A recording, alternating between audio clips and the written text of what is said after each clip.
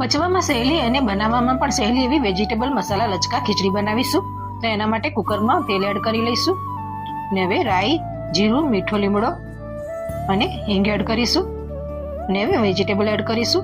તો મેં અત્યારે બટાકા, વટાણા, કેપ્સિકમ અને ડુંગળી લીધા છે. તમે તમારા મરજીના વેજીટેબલ એડ કરી શકો છો. હવે 1 ચમચી આદુ લસણની પેસ્ટ એડ કરીશું અને મસાલા કરીશું.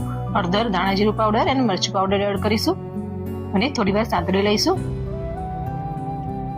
અને હવે ધોયેલા દાળ ચોખા એડ કરીશું. તો મેં અત્યારે 1 વાટકી જીરાસર ચોખા અને 1 વાટકી મગની પોથરાવાળી દાળ લીધી છે. અને હવે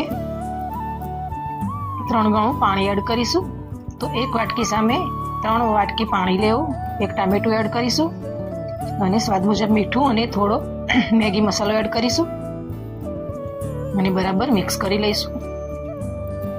અને કુકરનું ઢાંકણ બંધ કરીને 3 થી 4 સીટી મીડિયમ ગેસ પર કરી લઈશું. અને હવે આવી રીતે વરાળ કાઢી લઈશું અને ખીચડીને થોડી વાર આપણે આવી રીતે ઘૂંટી લઈશું.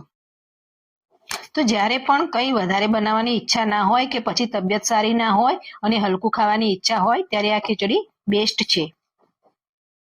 તો તૈયાર છે ગરમા ગરમ વેજ ખીચડી. ઉપરથી ઘી નાખીને એન્જોય કરો અને વિડીયોને લાઈક કરો, શેર કરો અને ચેનલને સબસ્ક્રાઇબ કરો. ધન્યવાદ.